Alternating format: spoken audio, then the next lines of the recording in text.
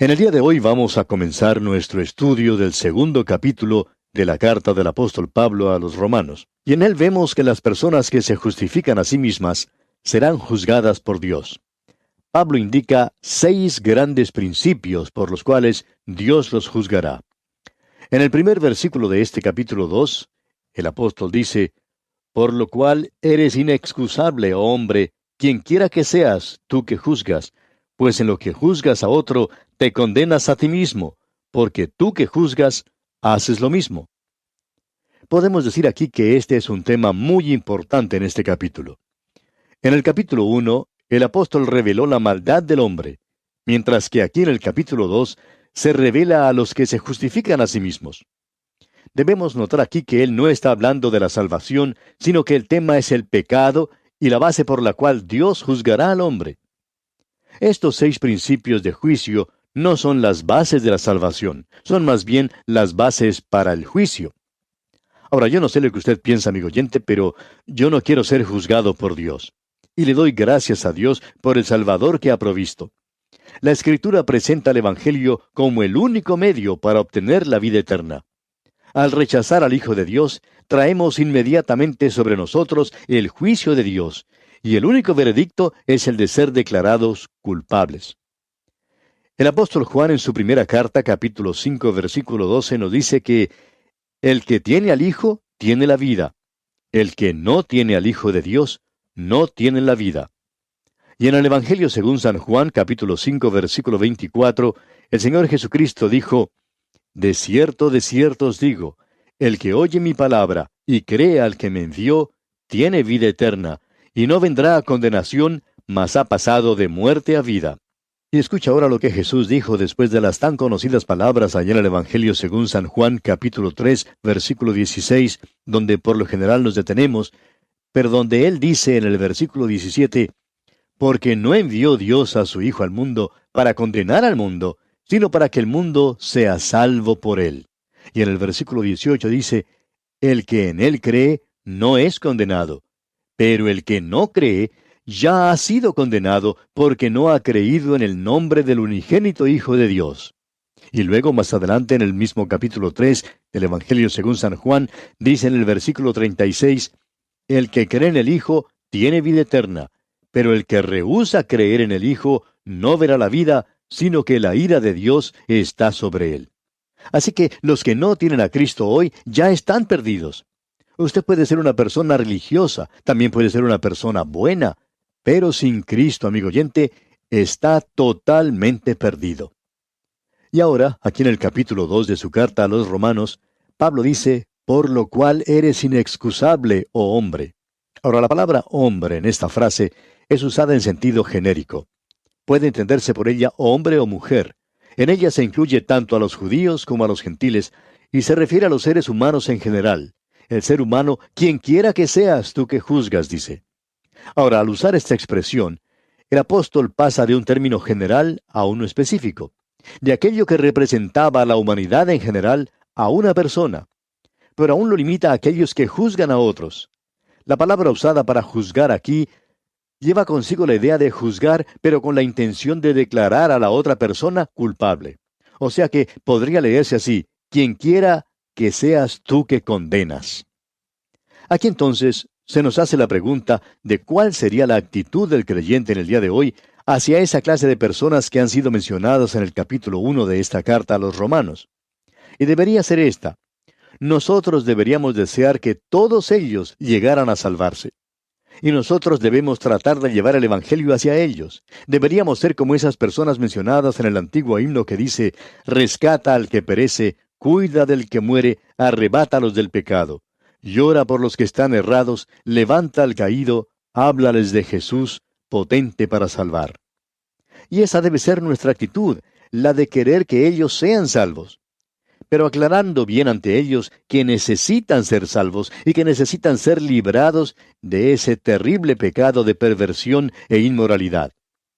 Bien, tenemos ahora que tener cuidado cómo leemos porque podemos llegar a una conclusión errada, porque dice aquí, porque tú que juzgas haces lo mismo.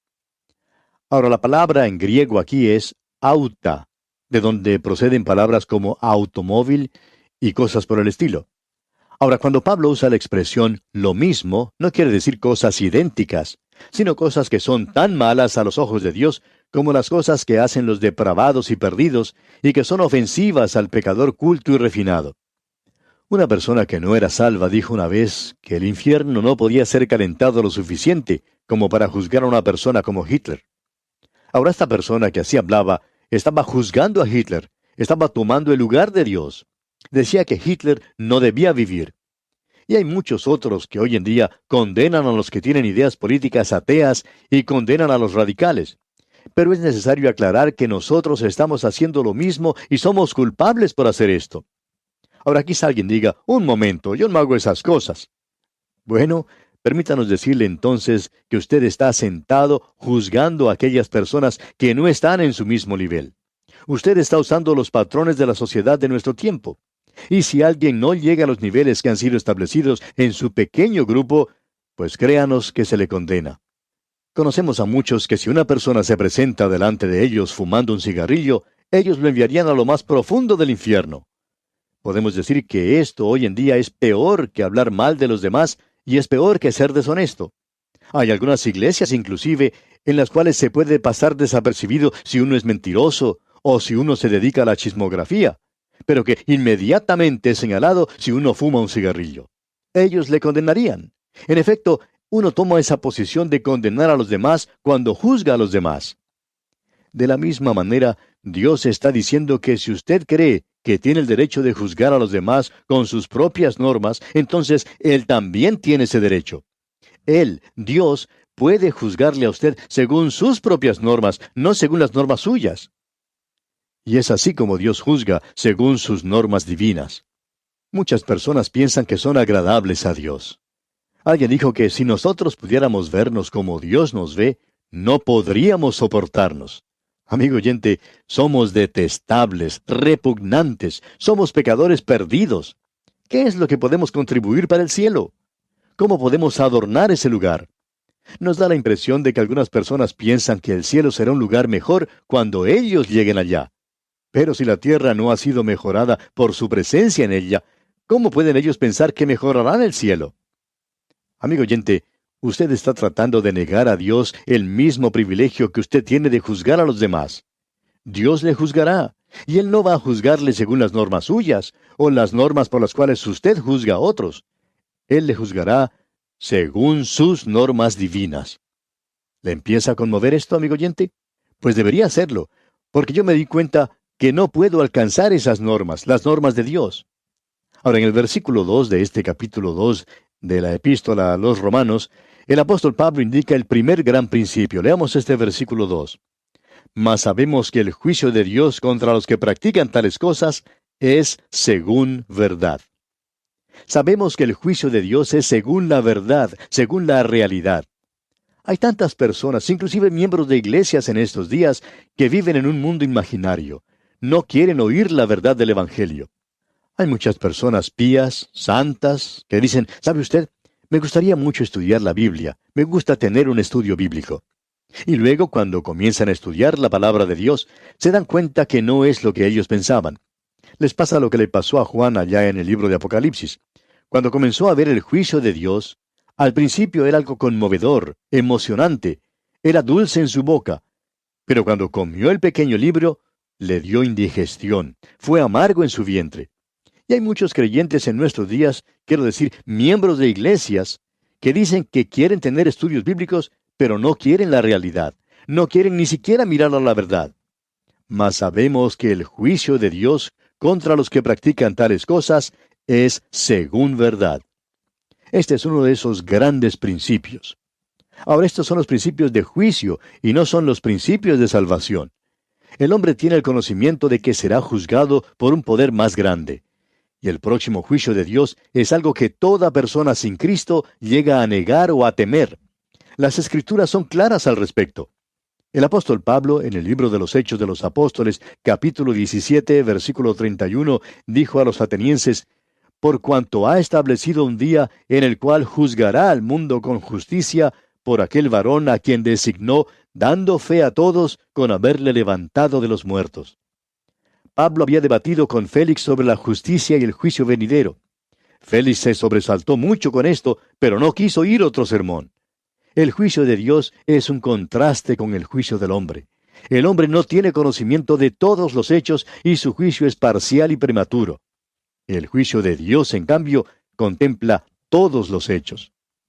En algunos lugares donde se recoge algodón, por ejemplo, hay personas que recogen el algodón y lo llevan a pesar para comprobar cuánto recogieron. La persona que pesa el algodón no pregunta cómo lo recogieron, ni dónde, ni a quién pertenecía. Él simplemente lo pesa. Y Dios dice allá en el libro de Daniel capítulo 5 versículo 27 que somos pesados en balanza en la palabra de Dios. Creemos que el gran error de la persona de cultura es el de creer que la persona depravada debe ser juzgada, pero que él debe escapar al juicio porque es diferente. La gran mayoría piensa que Hitler y Stalin y otros, por ejemplo, deben ser juzgados, pero que ellos deben escapar. Amigo oyente, Dios juzgará al hombre por lo que él es en sus ojos. ¿Quiere usted estar delante de Dios en esas condiciones? Yo, por mi parte, no deseo estar así.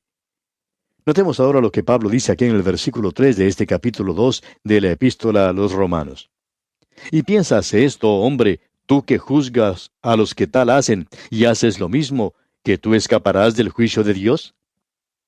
No sé si usted habrá notado, amigo oyente, pero todo criminal encarcelado siempre piensa que es inocente, que no debe ser castigado.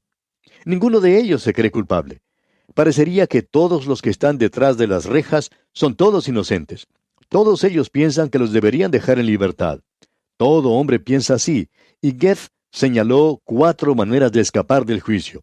Una manera es que el criminal piensa que su ofensa no será descubierta. En segundo lugar, si es descubierto, piensa que puede escapar a las autoridades.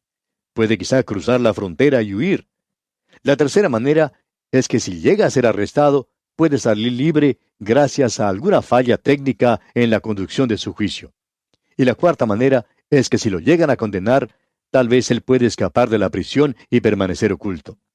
Y amigo oyente, ninguno de esos caminos está abierto para usted cuando llegue ante Dios. Su ofensa será descubierta. Usted no puede escapar a su autoridad. No habrá ninguna falla técnica en el juicio y nunca escapará de la prisión. ¿Cómo escaparemos si despreciamos una salvación tan grande? Dice la epístola a los Hebreos. Luego dice Pablo aquí en el versículo 4 de este capítulo 2 de la epístola a los Romanos: ¿O menospreciáis las riquezas de su benignidad, paciencia y longanimidad, ignorando que su benignidad te guía al arrepentimiento? Debemos reconocer que la bondad de Dios es algo que nos debería hacer caer de rodillas ante Él. Pero en lugar de eso, empuja a los hombres lejos de Dios. David estaba preocupado por la forma en que prosperaban los malos. Dios parecía que no hacía nada. Y allá en el Salmo 73, versículos 3 y 4, David dice: Porque tuve envidia de los arrogantes, viendo la prosperidad de los impíos, porque no tienen congojas por su muerte, pues su vigor está entero. Luego sigue diciendo el versículo 5 del mismo Salmo 73, no pasan trabajos como los otros mortales, ni son azotados como los demás hombres. Y en los versículos 9 y 17 dice, ponen su boca contra el cielo y su lengua pasea la tierra, hasta que entrando en el santuario de Dios, comprendí el fin de ellos. Amigo oyente, ellos serán juzgados. Ahora, si usted es una persona perdida, no crea que soy un predicador que le va a quitar algo. Quizás alguien diga, quizá a usted le gustaría acabar con todo el licor en nuestros países. Bueno, creo que sería bueno quitarlo, pero no estamos en esa clase de actividad. Porque queremos decirle al hombre perdido que si no ha confiado en Cristo y su única esperanza está en esta vida, entonces trate de sacar todo lo que pueda de esta vida. Beba todo lo que pueda. Peque todo lo que pueda, porque puede usted estar seguro que luego no tendrá ninguna de esas cosas. Será mejor que logre todo eso ahora, si esa es la forma en que quiere vivir. Coma, beba, diviértase, mañana morirá. Pero amigo oyente, usted necesita un Salvador porque Dios juzgará, y la bondad de Dios debe guiarle hacia Él. Pero Él sigue diciendo aquí en el versículo 5 de este capítulo 2 de la carta a los Romanos, pero por tu dureza y por tu corazón no arrepentido, atesoras para ti mismo ira para el día de la ira y de la revelación del justo juicio de Dios. Muchos de los que nos escuchan hoy y que no son salvos, saben que Dios ha sido bondadoso con ellos. Dios los ha bendecido, pero eso no los ha traído a Él, ¿verdad? Permítanos decirle, amigo oyente, que eso hace que el juicio sea peor. Cuando usted piensa en los pobres que están padeciendo de hambre allá en la India y en las abundantes bendiciones que usted tiene siendo pecador y perverso, ¿piensa acaso que Dios no le juzgará? ¿Piensa que de alguna manera logrará escapar? Amigo oyente, la misma bondad de Dios le tendría que llevar al arrepentimiento. Y llegamos ahora al versículo 6, y encontramos aquí el segundo gran principio. Leamos este versículo 6. El cual pagará a cada uno conforme a sus obras. Amigo oyente, Él recompensará a cada hombre según sus obras. Justicia absoluta es el criterio usado en el juicio del Señor. Las obras del hombre están ante Dios en su santa luz. Ninguna persona en su sano juicio quiere ser juzgado de esta manera. Tenemos el ejemplo de Cornelio. Él era un hombre bueno y sin embargo estaba perdido. Ahora en el versículo 7 leemos, vida eterna a los que, perseverando en bien hacer, buscan gloria y honra e inmortalidad. Y tenemos aquí una serie de cosas que serán juzgadas.